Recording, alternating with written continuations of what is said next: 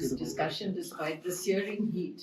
And to some extent, maybe the title of the book is what brought us here. When you see a book which talks about the second wife, I think men as well as women, they're terribly intrigued about what such a book might contain.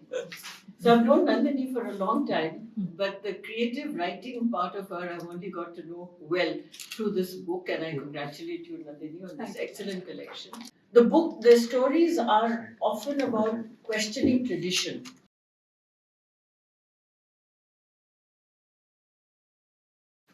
And while there is a story about Kekai, with my interest in mythology, I was deeply drawn towards that. There is the title story, The Second Wife, which is about the practice of the husband who's lost his first wife, marries the sister of the deceased wife, and that person becomes the second wife. That also is a kind of a tradition.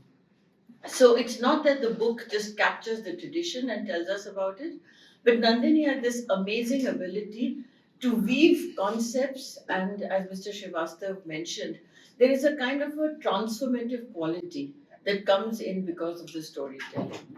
For instance, when we look at the title story, it in some ways reminds me of Tagore, because there isn't that valorization of motherhood that one finds in many kinds of traditional writing about India.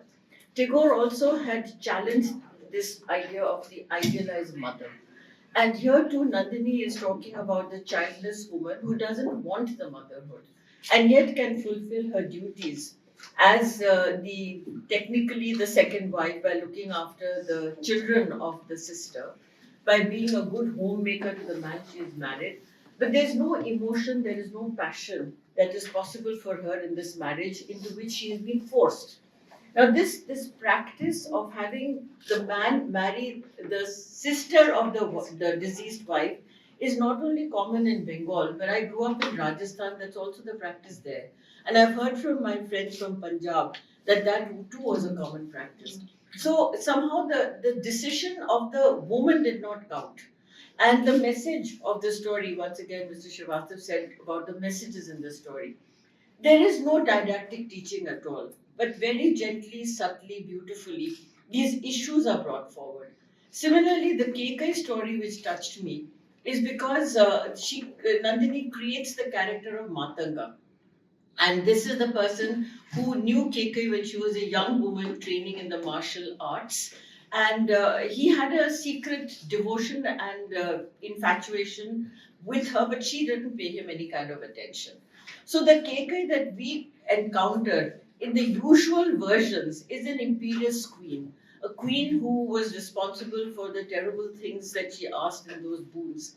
The Kekai that we encounter in Nandini's version of the story is of the young Kekai, who's very charming, very apt in whatever she does, particularly the martial arts. So when the marriage is fixed in a different kind of a situation where she can become the queen, this Matanga doesn't have any kind of possibility. But she never loses that first love. So that reality of the first love, the romance, the memory, the nostalgia, all that happens in the elderly Matanga who is now telling us the story. And Matanga Rishi, of course, is also the person who was guru to Shabri. And there's not very much that we know about Matanga, but suddenly we get this version from Nandini.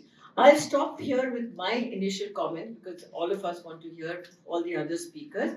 So may I request Aruna Chakravarti to maybe present her views briefly on the book. So, and it's a story about the tensions that exist between a mother-in-law and daughter-in-law. In this case, this girl, the narrator's mother and her grandmother. Now, she finds that they are both very warm, very good people in their own ways. She loves them both, but she can't understand why there is this strange tug of war,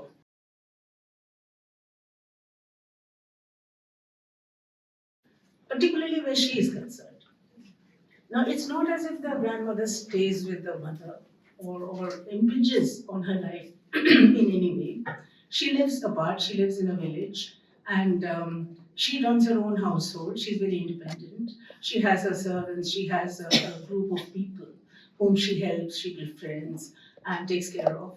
And so she's, in a sense, she does a lot of social work. She's a very, very modern woman in a sense. That she doesn't expect anything from her son or her daughter-in-law, but she loves them. And the child, she goes to her from time to time. She loves her time with the grandmother. What she cannot understand is why the mother resents it so much. Why the mother tries to stop her from going to the grandmother. Why does the mother constantly, there's this resentment, rebelliousness against the grandmother. Of course, the story then, develops. The child grows up. She leaves home and she studies abroad. And so she more or less loses touch with her grandmother. But a strange thing happens. And this is what I found, very, very interesting about your story, Nandini. Because, this particular theme is nothing, it's not new at all. This dissonance between mother-in-law, daughter-in-law. It cuts across all castes, communities, classes, I mean, everywhere. But it is something strange. This kind of thing doesn't happen between son-in-law and father-in-law. It's always between two women. And anyway, this theme, it's not as if it's not as if it's new. It has been explored very thoroughly in the regional literatures of India as well as in English writing. And but this story has a certain slant which I found extremely interesting, and which is why I wish to talk about it. You see, in this story, what happens is that over the years, the mother mellows a little bit, and gradually she starts taking on some of the attributes of the mother-in-law. She starts her own little group of people whom she takes care of. In some of these people are, in fact, the mother-in-laws, from the mother-in-law circle. And then, when the mother-in-law dies, she just slips seamlessly into her role. She becomes a mother-in-law. So actually, I found this very unique. I've never heard or read any story which has this particular slant. And this was what really made the story not only very unique, but it left me with a question. And I always like short stories which are open-ended. I don't like stories which have these neat resolutions, all the threads tied up very neatly and everything's over. So that after reading the story, you just put it by and turn to the next story. You stop thinking about it. What I liked about the story is that it struck me. I wondered, what is it that this happens between mother-in-law and daughter-in-law? There is, of course, an element of envy that is there. But is it also that they want to be like each other? Does the mother-in-law really want to be like the daughter-in-law, and the daughter-in-law wants to be like the mother-in-law? Is it some kind of the relationship which and they don't want to admit it, so because their egos stand in the way, and so it becomes a kind of tussle till, with the passing of the years, these changes happen. Now the second story that I'd like to talk about is Lipstick. And in this story, the story is about a young boy who is who has a gender confusion. He's not very sure of what he is actually, and it takes him some time to realize that he's actually a female trapped in a male body. Now, what interested me in this story very greatly was that it's very personal, very subjective. Because I met somebody who told me exactly the same story that Nandini has written, that he had exactly the same experiences. This was, about 8, 10 years back. I took part in a documentary film called Seven Sins, in which 7 women were asked to speak on their particular, whatever flaw, or, sin or flaw, or whatever you will call it, they recognize in themselves. So there were these 7 women who were being interviewed, and they each had a story to tell. Each admitted that they had a certain quality which defined their personalities, a quality which wasn't, particularly good. Like one said that she was she had a tendency towards sloth. Somebody said that I tend to eat too much, gluttony. Somebody said I am, I'm sexually very demanding, so, she represented lust. So all these women represented some quality or the other, which they recognized as not such a good quality. But the amazing thing is that they all said, they went back to the past. They tried to locate the point from which this thing started. But the interesting thing is that each one of them said that this whatever it was, flow of sin, whatever you may call it, is actually was something that turned. I mean, they were able to turn it into a positive quality, and that finally it became their strength. So now one of the seven who came was actually a boy. He was dressed like a woman. He behaved like a woman, talked like a woman, etc. And he told a story which is eerily similar, uncannily similar to the story that Nandini has written in this book, in this story listing. And he said, how he lost his father at a very young age, and his mother brought him up with a lot of difficulty. She didn't have much support from either side of the family, and then they bonded. They were very close. And then somewhere down, even in his childhood, he realized that he didn't like playing with boys. He didn't like he didn't like rough games. He liked playing with girls and with dolls, and he liked dressing up in his mother's sari and using her lipstick. And the mother, she noticed this, and she came. She never judged him. She never humiliated him. She never scolded him. She simply took the articles away from him and said, "Look, I've told you not to touch my things. You mustn't touch my things." Then, as he grew older, he realized what really and what this aberrant behavior was due to, that he was actually a female who was um, trapped in a male body. But then the mother accepted him. Not only accepted him, the way in Nandini's story, the mother accepts the boy's um, behavior, and but the woman in real life actually went a step further.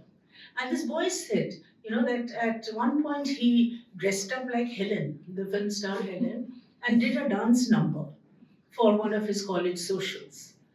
And his mother came, she took photographs, and she showed them to her friends.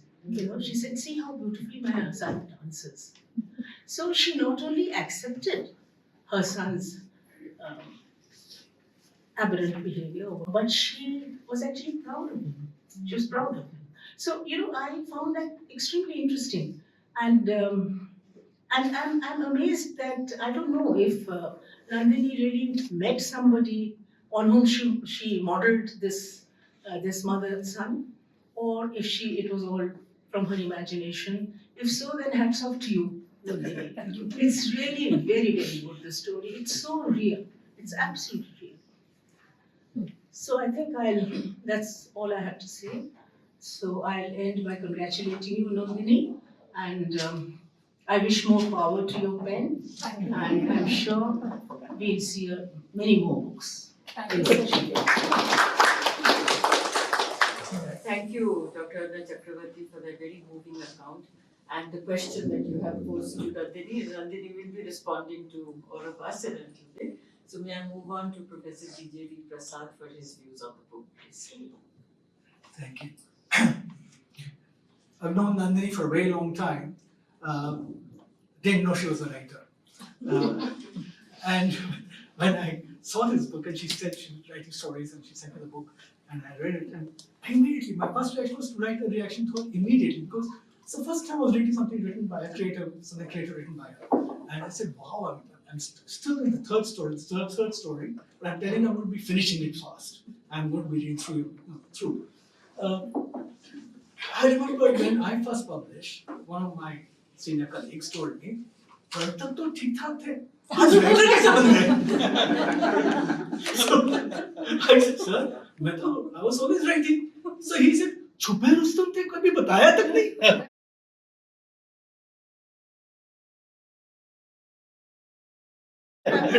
So, in a sense, my relationship would have been different with you, man, because you would write my life one day. Okay, I should be careful with you, right? I think we should all be a little careful with Nandini now. She's a born storyteller. You read this book and you say, wow, each story, she knows how to use this craft. And well, she's a good craftsperson. And there's always a slight tilt at the end, a little different way of looking at the events described. Something suddenly towards the last section or towards the last paragraph of each story. For example, in the story that Dr. Aruna was just talking about lipstick, it's the last line is of the not the son coming out, but the mother coming out. Right? So it's an interesting, she accepts she comes out. Right? So it's an interesting way of looking at events, looking at other people, seeing the effect on other people. And so this almost every story has something like that, packs a punch towards the end to make you look at and read it and think about it again. This, as I said, she's a master storyteller. I don't know whether she'll make a good novelist, but I think she'll make a good novelist as well. You can write such wonderful stories which seem open-ended, which open avenues for you. I'm sure you can go further. Anyway, you can answer the question my mother always used to ask. My mother always asked at the end of a movie or at the end of a story, she'd always ask, what happened after that? This is the interesting point. They got married, but what happened after they got married? Right? So I think many of these stories begin with after they married. So, and then what happens? I'm going to talk about two stories that frame this book, the first and the last. And the first one you read and you say, it's something that for people of my generation or older, we'll immediately connect with because it's about somebody who's gone through the Naxalite movement. To somebody like of a different generations, to think of the Naxalite movement as like Bengali, but you also say, oh, Mahashrita Devi. Right? So, and she's birthed on Mahashrita Devi. So, and it's a wonderful, lovely story. Again, why I like the framing stories. These are two stories, beginning and end. The other one is the Santal Maid. So it's there. So there are various elements given, but not elaborated on. Which is why I said that she can go further with every one of these stories. Right? There are lovely little things that she just gives you a line or two, which works brilliantly in a story. But you also know there are other stories there. There are other stories there. And so the first story, as I said, is about a man, but also about two women. The brother's girlfriend, and then later his own girlfriend, who's also not his agent, his muse, is everything, and she only provokes his retelling of his old past story. The Sanjay Maid, again, you can see her storytelling techniques, where the couple who adopt a maid, it's a very interesting thing. Of course, there will be very nice middle class couple, and we know very nice middle class couple. We are all part of middle class people, and where we may pick up a maid servant or a male servant, and seemingly being good and beneficial, have a slave for life. Right? We give a home, we give food, we give clothes, but we have someone who will do all our work all the time. So it's somebody they pick up like that, Mr. and Mrs. Roy, they'll always remain Mr. and Mrs. Roy. I mean, they're not going to have names. They are the people, the family. The others will have names. The others will have names. So the interesting story of the Santal Maid is that finally, I mean, I don't want to tell you the story, but the point of the story is that when there is a chance for respectability, when there's a chance for a bright future for a child, what can somebody who does not have access to a life of privilege do? Right? What is possible? Right? So you have again a twist, again an ending which you don't expect. How a girl who's exploited can in turn exploit the circumstances and what's available to her for ensuring the future of a child, rather than a future for herself. You think it's going to be a future that she's negotiating for herself too, but that's not what the story is. So you read story after story, and you get vignettes of life. You say, I recognize this, I know this, this is how it would happen. And at the same time, you also say how well she's done it, how economically she's done it. Because short stories call for economy. And interestingly, as I said, with each story, and there is something in the story which also tells you that this could go longer, that this could be something else. And a short story which also talks about a possibility for novel, but it could go. So she has that in the book. It's a wonderful book. I mean, not that discussion. I'm saying I think you should all read it. It's a feisty feminist book, but then it's a book for everybody, because for all of us. Because what is a story majorly about women worth if men will not read it? Then it's worth nothing, right? So just like writing a book for men and saying this will improve humankind, women may not read it. It's nonsense, right? So this is a book for everyone. It's a book for everyone, because this is one of the questions that I was asked when someone came home and they saw I was reading The Second Wife and other stories, and they picked up and leafed through it and said, "Oh, these are women's stories." And I said, "Who told you that?" I mean, you read 2 lines and you think these are women's stories. These are stories I love, and I think everyone should read.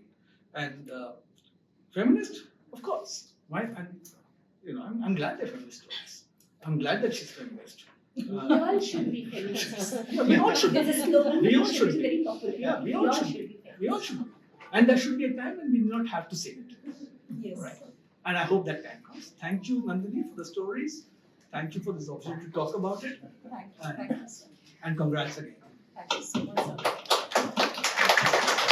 Thank you very much, Professor Prasad, for those very insightful comments. I'm going to pick up that phrase from you, Prasad, the feisty feminist. And I've known Nandini's work in the social sector for a long time too, because she used to do voluntary work looking after women and children outside of her college teaching, and did admirable work. And talking about the relevance of the book for men and women and what it means to feminism, Nandini, how come there are very few good men in the book? So over to you now to pick up the question that the panelists have put to you. So thank you so much, ma'am. Thank you, sir. Thank you, ma'am and sir. So what do I say? I just hope somebody is recording this, because to me it means the world to have my professors say such wonderful things about me. Both Professor Lal and Professor Prasad have taught me in the college and university. That said, they've been mentors, and of course, Professor Chakravarti would have been a teacher if I'd gone to her college, and it's been a privilege to know Mr. Srivastav, and I've had the privilege of working with him at the IIC, and Rumi, of course, I just met and have fallen in love with completely. And I feel so blessed that all of you, so many eminent academics are here today, and of course some family and dear friends, and of course there's so many I don't know, and I hope I'll get to know all of you at the end of it. The reason I say this is all of you braved the sun to be here. We were really wondering how this would work, given probably today is one of the hottest days in the year. So thank you once again for coming out in support. I feel so grateful. That said, I will impact on what everyone has said, but before that, I have been told, because these were queries which had been raised by many, that how did the book come about? So pretty much like the last line that Professor Prasad was talking about in the story, The Lipstick, it is the mother comes out of the closet. I don't talk about the son, I talk about the mother. Well, I came out of the closet as a writer with great difficulty. Thanks to all my professors here, they made me critics, they made me a feminist, they made me think, they made me argue, and the one thing that I was critiquing all the time was everything that I was writing. So everything I would write, I would promptly press the delete button and erase it for good, because it just didn't seem good enough. And I kept doing it again and again and again, till somebody in a chance conversation I picked up that why do I need to delete? I can just keep them on the side, not ever look at them maybe. So this closeted writing continued, but I didn't talk about it. I didn't feel confident enough to talk about it at all, till the good men that I probably have not talked about. No, I have talked about the good men. They are there. Matanga is a good man, and there are Jochon is a good man. So there are many good men in the book. But in this case, one good man read this story, and again I sent it to a very dear friend, very tentatively, and I didn't hear from him through the day. And he's normally one person who responds to WhatsApps almost immediately and responds to emails immediately. Now, I didn't hear from him through the day, and I was convinced that the friendship is over. And then I see a mail coming in by late evening, And I was so scared, I didn't want to look at it because I was sure that he's castigating me for having sent him this. And then he tells me, dare you send this for any competition or anything, this needs to come out as a book. And then he found me a book agent, and the book agent found Home International, and I think that's how it rolled. I got two excellent editors who worked with me through the making of the book. So the book happened because there were some good men who thought to and of course all the good people here who've been my teachers and mentors all across. So yeah, and about what the professors here said, I think I pretty much agree with everything. I've been asked why are the stories open-ended, and this is from my master's class, and this was actually in Prasad sir's class when we were discussing the doll's house. I don't know why we were discussing it, but we were discussing it. And somebody asked, so what happens to Nora? And what happens to her when she leaves the house? And another person said, well, that's outside the scope of the book, so we don't talk about it. So I think that remained with me. I wanted to talk about what happens after. So I've kept everything pretty much open-ended because life doesn't give you neatly tied endings. You don't have neatly tied endings for everything. It's an open-ended thing. So the women here, the two things that I work with are, one is the agency that the woman shows, and the second, I talk about sisterhood and sorority. And I think I've seen a lot of that in my life. To think so many of my colleagues from Delhi University are here today. I know these people have so much on their plates, but they came out in support. So that sorority, that bonding, I think that is what I talk about. The fact that there are, life doesn't give you neatly tied endings, and then women need to stand by women, and that sorority and that agency. So I talk about the agency and I talk about the sorority. So that's what is there in the books. Everybody, so I will be taking up 4 stories. This is an excerpt from the story Tummy. Ma, why do you hate Tummy so much? I asked. Her hand shook and she spilled some tea. She stared hard into her cup.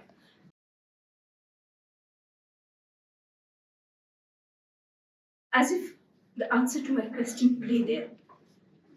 See, I don't hate her. I think I just don't like her, she muttered. But why? See, she's a peculiar woman. She loves other people as much as she loves her own son, your father. She treats you at par with all her students. Isn't that strange? You're her only grandchild. Has she ever made you feel special? Ma made me think of things I had never worried about before. Sure, Tummy wasn't like any other granny I knew. She preferred to live on her own, and though she had only one biological child, that's my father, she was a mother to many in the village. Men and women came to her with their problems. She advised them and did everything in her power to help them. She ran an NGO to help the needy, and everyone in the village respected her. But yes, Ma was right. Tummy didn't make my father or me feel special in any way. We were like everyone else. Now, I can't say why, but my heart hardened a little towards Tummy. I was going to begin a new life, but she hadn't even bothered to call me. Indeed, Tummy was a strange lady. Also, I am a little jealous, Ma continued in a subdued voice. I'm jealous of her independence. Look at how she continues to live on her own terms, even today. And your Baba dotes on her. And then there is you, my only daughter, who also seems to prefer Tummy over me. That's not true, Ma. I held her hand. She brought it to her lips in a rare show of affection as she brushed off her tears. Okay, come on. Time for your dinner. And remember to eat your meals on time. I don't want any complaints from your hostel warden. Our time for confidences was over.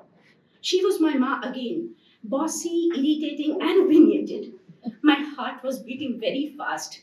It would be the start of a new life for me tomorrow. I was excited, but also a bit scared. This excerpt is from the Sapphire Ring. Then one day, Geeta did not show up. I dashed across to her house, only to discover it was locked. I asked around frantically, but no one knew anything about her. I went numb with shock. Where could she possibly be? Then, with a sinking heart, I realized she too had probably gone underground. In the days that followed, sinister murmurs did the rounds. The whore will be found and killed. What kind of girl brings such shame to her family? I muttered to myself over and over again, she is innocent. Please don't punish her. Please don't. Ever so often, I was hauled off to the police station and asked the same questions over and over again. Politely, violently, and at times after a brutal round of thrashing. My answers never varied. I knew nothing about Raghav or Geeta. Then the police struck a deal. I went from one village to another in search of them. Deep down, I knew Raghav and Geeta were together. Then one day, I spotted Geeta in a sleepy town in Bihar. I followed her at a safe distance. At night, I decided to speak to her. I could not bear to look at her. She had tanned beyond recognition. Geeta, what have you done to yourself? Where is Raghav? Why did you two run away without telling me? I am educating and training village women for a mass movement, and Raghav is mobilizing youth in another village at a distance. And, Rudhiji, you shall not tell anyone about her whereabouts. She smiled. I did exactly as the police had told me. Raghav was apprehended and tried in court. I testified against him, my own brother. Before leaving, he gave me a packet. Give it to her. He said as if nothing has changed between us. I had tears in my eyes. What had I done? Betrayed my own blood? That was my arrangement with the police. Geeta would never come to know of it. No charges would be pressed against her. I would do all this for her, but she would have to agree to be mine. I nervously handed her over the packet. She opened it and pulled out her sapphire ring. The sapphire ring that sparkled every time she raised her fist in protest. Thank you, Rudhiji. Now please leave me alone. Leave the city soon. As an elder brother, Raghav may have forgiven you, but his friends won't. Her icy voice chilled me to the bone. Queen Kekai. This one is from Queen Kekai. Ma! Ma! A dark, handsome young boy ran past me, calling out to his mother. With a smile on his face, she ran after him. You wait, you just wait. I certainly will catch you this time, Ram, she said as she ran towards him and finally held him in a tight embrace. I watched with amusement till it dawned upon me that Ram's mother was none other than Queen Kekai. Fine boys you have, Queen Kekai, I asked. Are all of them yours? No, only the eldest Ram, my favorite son. A younger child hugged her by the waist. No, Ram Bhaiya is Mother Kaushalya's son. I am your son, he said plaintively. She lifted him in her arms and swung him around. I realized this was a mother's way of teasing her son. The close bond between Queen Kekai and her boys was evident. She was walking barefoot by the banks of the river. The royal clothes had been replaced by the coarse cloth of mendicants. She smiled when she saw me. My heart started pounding in my chest again. No amount of penance would make me immune to this woman I had loved all my life. Madam, you have come in search of the truth. Then you must know that all of us are pawns in the hands of destiny. I was selected by the gods to play out Ram's destiny. I stood transfixed, hanging on to every word Queen Kekai uttered. Her voice did not betray any emotion as she continued. Ram is to inherit the kingdom, but is he ready to rule? Sita, his consort, is but a young girl who is still to acquire the wisdom of a queen this great land ought to be possessed of. They both need more experience. Ram needs to understand and value her companionship. And the threat from the mighty warrior and great scholar Ravan, the king of Lanka, looms large upon us. Ram needs to engage with him and learn from him. Till such time Ram's worldly education is not complete, he shall not be fit to be a king. Oh, good queen, but why did you have to resort to such guile? Why couldn't you tell King Dashrath the truth? Do you think Dashrath would have agreed if I sent Ram away for 14 years had I told him the truth? Do you think Bharat, my own son, would have accepted the truth? The life of princes in palaces is insulated from the upheavals of existence. Without adequate training and experience, Ram would have been a failure, just like his father. But why allow everyone to malign your good name, Queen Kekai? Who can malign me, Matang? Remember, truth is many layered. Does it matter I shall be judged harshly by history? Ayodhya will still have a king second to none in courage and wisdom. She held my hand briefly before walking away. And this is from the story Lipstick. This is the last excerpt. Uh,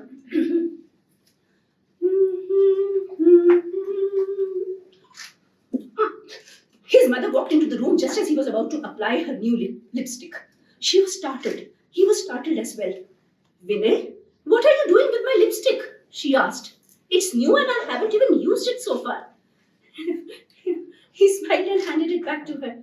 Oh, Ma, I forgot to tell you, but I'm playing Draupadi in our college production. So the rehearsals start this evening. Oh, okay. Take it then. She smiled as she handed the lipstick back to him. It all started when the Khannas organized a night-long Mata Ki Chauki in their house. Vinay and his group of singers were invited to perform. Malti and Vinay were both looking forward to it. Malti was happy she would be spared from cooking the meal, and Vinay was thrilled he would earn handsomely from the event. An elaborate stage had been set up, and the lead singer in Vinay's group started to sing. तूने मुझे बुलाया शेरवानिए मैं आया शेरवानिए. Soon the performers started to dance along with the crowd. Vinay was transported as the music relaxed him and his feet began to tap rhythmically. He draped a chunni around his head and he started to dance. Is he a boy or a girl? Someone shouted from the crowd. Malti noticed that all eyes were trained on her son. Vinay was dancing, oblivious to everything. His steps were fluid, graceful, and ladylike as he moved in circles and draped a chunni around his head like a bride. Oh, look at him. He dances better than girls. What an item, really. Malti could not take it anymore and rushed back home. Something had shattered. Thank you.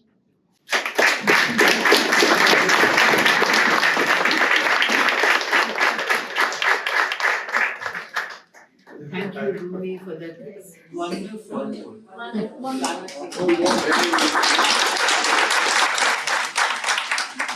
really brought the stories alive.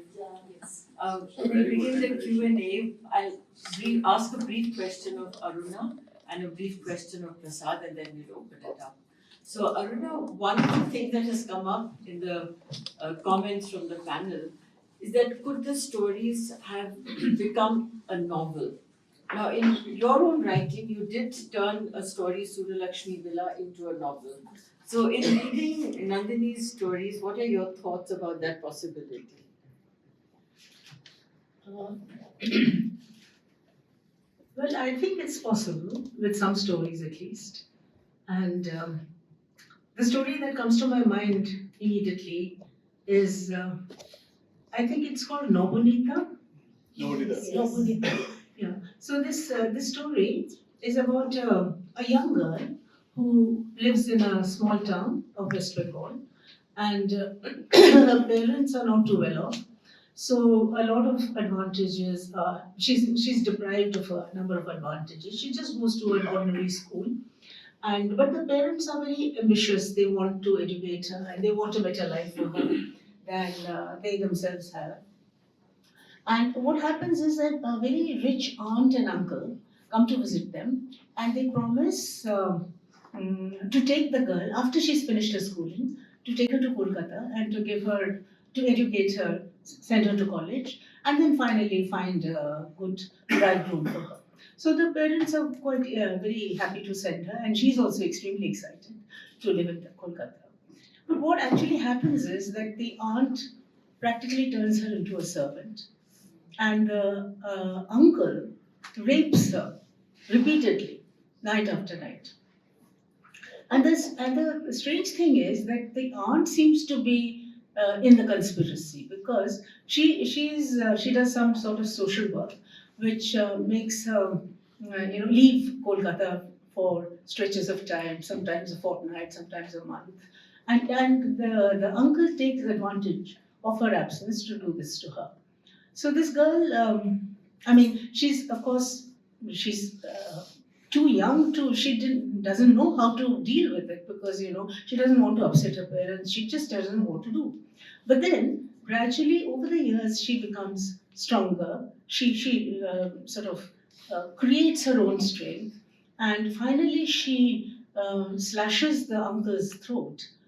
She doesn't kill him, but she leaves him in a very bleeding, vulnerable state and walks out of the house.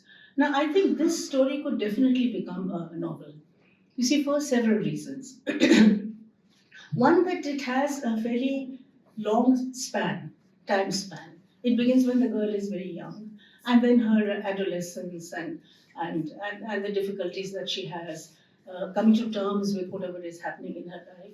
And then finally, when she's mature enough to act, and she acts. So there is this longish time span, which is, which is useful in a novel because what happens is you can bring in other events and fill it out a little. Another thing about the stories is that there are quite a few characters, and these characters could be fleshed out. They could be given very distinctive personalities, and also, they could be given stories. Like they could be given a past. They could be given, and above all, I think what can be done if you choose to make a novel out of the story, Nandini, is that you could start looking at these people from within. See, as of now, it is this girl Nobonita's vision, Nobonita's perception of the characters around her. But you could sort of look inwards, nuance these characters, find reasons for the way for the way they behave, why they behave, and in a certain way. And you could add areas of grey areas to the black and white, like the good and the bad. There are good characters, bad characters. But you could add areas, grey areas, and make it fuller and more nuanced. You could make it into a good novel. Apart from that, what G.J.V said, that what happens afterwards. I mean, she slashes her uncle's throat and walks out of the house. But then, what does she do? Does she go back to her parents? Does she create a life for herself? Does she commit suicide? What does she do? So, you could take this story forward. So, this is one story which could definitely be made into a novel. There are a few others also. So, let's go take it up with Prasad now. Yeah, sure. Yeah. So, Aruna referred to what you mentioned, Prasad. But in addition to that, you were talking about the craft of the stories. So, would like to ask you very specifically as to the diverse subjects that Nandini has covered. Do these subjects need a different kind of craft at each point? Or is there a kind of a signature way of writing that an author should have and that Nandini displays? That's a hugely technical question. And all answers will be right and all answers will be wrong. Having said that, Nandini has a signature style. You can see it's almost, it's O. completes his stories. She doesn't. They're open-ended, but there is always a twist at the end. There's always a twist at the end. You get to the last paragraph and say, oh, and it opens up the way and you have to reread the story.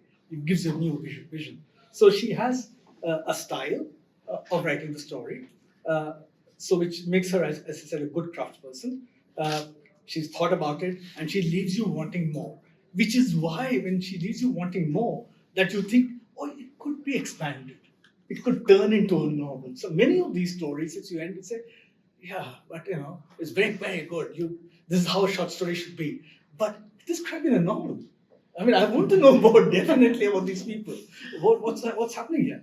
So I would, I can take up story after story and say, even the very first story of betrayal, and you can look at that and say, this could be a novel. This could be a novel. It's a story about betrayal. The next slide movement needs more writing. So I think we need a lot more stuff on the next slide movement. We don't have enough, and that there was very human, tragic, happenings out there, tragedies there, families being divided. There is such a huge and this story covers it, and it could do more. So I can take any story. Thank you, Prasad. The floor is now open to all the members of the audience. But please, your question should pertain to Nandini's book and just as brief as possible so that we can have many voices. So more as an observation. See, life is a great canvas and huge canvas, and full of mysteries and riddles and enigmas. And we all try to solve those mysteries. In every writer makes attempt to, Shakespeare says, to untie the intricate knot of life. And as building by the panelists' observations, I think Nandini has made very praiseworthy effort, and I give my hearty congrats to her. That she's in a creative journey and philosophical journey. Mr. Prasad talked about stories dealing only with that concern with women, and there are very few good men. But my submission is that everything that concerns a woman is also and should also be the concern of men, and so that they can understand them better. And then the world is not divided of good men. There are many good men in the society. Last, my appreciation for Rumi's presentation. It's a very delightful, and very enchanting presentation. Congratulations. Thank you very much, Victor. Thank you. Yes, who next? Yes, please. I will take further of Professor Prasad. He said open-ended story. In the early 70s, when like Basu Chatterjee and Basu Bhattacharya, they used to make parallel cinema, they were all endless, open-ended stories. So this gives the audience or the reader to have an imagination as imagination of the writer. So it's quite open-ended and it makes an open vision for both. That's my perception. Yeah, it's a good point about open-ended stories. Yes, please. Go ahead. I would like to make an observation, and I would like you to say something on this. It's very interesting what Professor Malashri had been saying. I guess when we come to read your stories, it's where you are sitting from, that you start analyzing. Maybe, for example, the happy times, and I'm just making a point. Maybe the way I read it, I didn't find it very feminist, In fact, the way you've written, I don't find your stories, the traditional feminist kinds. What I find very interesting is the way you've written. There are layers of personality coming out. So I would like to talk of something about, let's say, how is it that you create characters who seem to be in a morass, like they're burying into the sand, maybe tummy, maybe. There's such a pathos attached to it. And maybe in happy times, the man is also a victim, as maybe more than the woman is. Thank you, Vandita. So I didn't really have. I think stuck to social realism, and I stuck to things which I knew and understood and saw. So these characters, many of them, I would have known, or I would have seen, or I would have heard of, or I would have. Of course, there's a lot of imagination, but there is also some bit of somebody who I would have known, or somebody who would have told the story. And when you talk about them, when you talk about the characters being multi-layered, that is bound to happen. You can't have unilateral sort of characters, So yes, there is, even what Professor Prasad was talking about, that even if a person is supposed to be, he's designated as the villain of the piece, but you also kind of understand why he becomes the villain of the piece. Or But of course, there are some characters who are absolutely pure evil. I mean, you have those as well. Effectively, I wasn't at any point of time trying to be dynamic. I didn't at any point of time try to tell my readers what to think. I wanted the readers to impact upon the